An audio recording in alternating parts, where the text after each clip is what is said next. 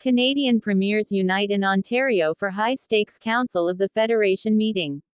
Huntsville, Ontario, July 21, 2025.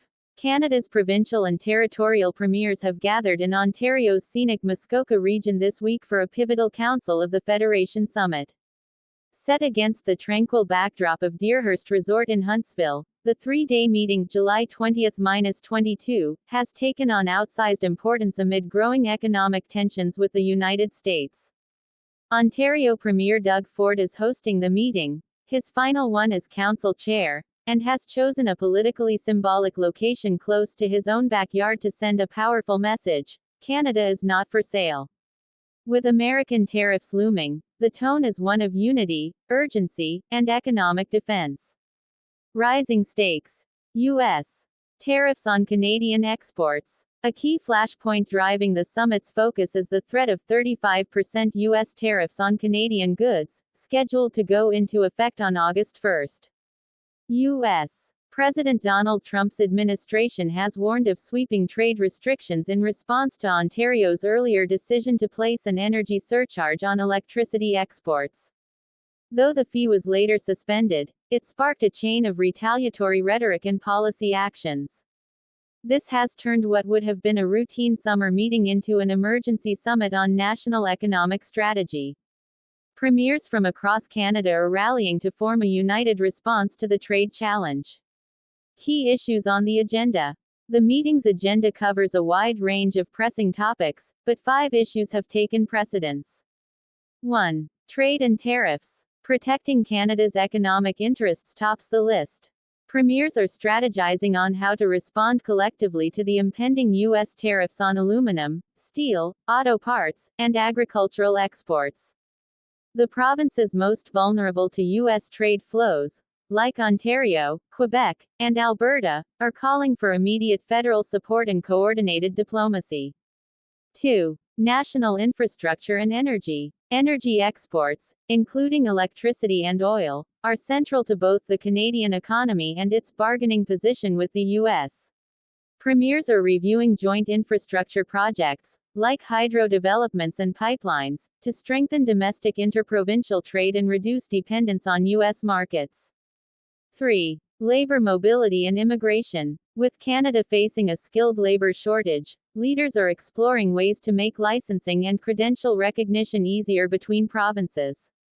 Immigration policy is also on the table, with premiers advocating for more regional authority in selecting skilled newcomers. 4. Indigenous inclusion in economic development. Several provincial leaders are emphasizing the importance of involving Indigenous communities in major infrastructure and economic planning, especially for projects crossing traditional lands. The goal is to ensure economic reconciliation and shared prosperity.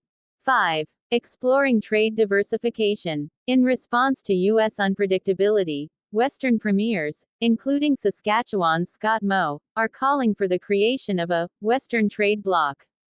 This would promote trade relationships with Asian, European, and Latin American partners, reducing reliance on a volatile U.S. market. Prime Minister joins for emergency briefing. On Tuesday, Prime Minister Mark Carney is scheduled to join the summit for high-level discussions. He will brief the premiers on federal trade negotiations with Washington and update them on diplomatic efforts to avert the August 1 tariff deadline. Carney's presence underscores the gravity of the moment. While trade negotiations traditionally fall under federal jurisdiction, provinces are now demanding a seat at the table, arguing that regional economies bear the brunt of international policy decisions. Ford's flashpoint and political symbolism. Premier Doug Ford has emerged as both a lightning rod and a symbol of Canadian defiance. His controversial decision to add a surcharge on power exported to the U.S. initially drew backlash from fellow premiers and the federal government, who accused him of endangering national unity and provoking Washington. However, after suspending the policy, Ford has realigned himself with the national cause and is now leading the charge for Canadian solidarity. The Muskoka setting itself is more than picturesque, it serves a political purpose. Surrounded by lakes and forests, it evokes a vision of Canada that is grounded, community-driven, and worth protecting.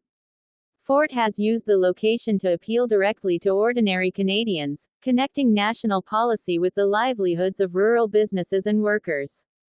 A show of unity and real differences. Despite differing political ideologies and regional interests, the premiers have made a concerted effort to present a united front. Public statements have emphasized collaboration, national interests, and shared responsibility in confronting the trade crisis. That said, some differences remain.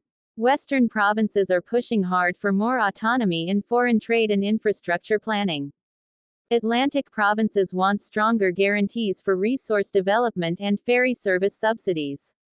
Quebec has emphasized protection for its aluminum industry. Balancing these priorities without fracturing national unity will be a key test for the Council. Indigenous leaders call for partnership, not consultation. A delegation of Indigenous leaders met with premiers on Monday, urging them to move beyond consultation and toward co-development of projects. With many major energy and transportation corridors crossing traditional Indigenous territories, First Nations leaders emphasize their role as equal partners in economic planning.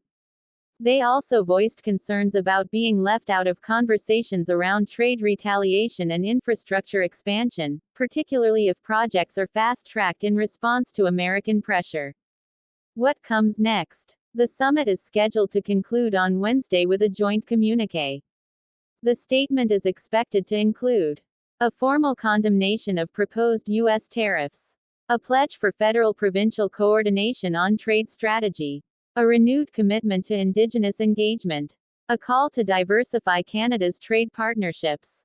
Premier Ford is also likely to introduce a motion calling for a national infrastructure strategy that is resilient, sovereign, and future-focused. Meanwhile, Prime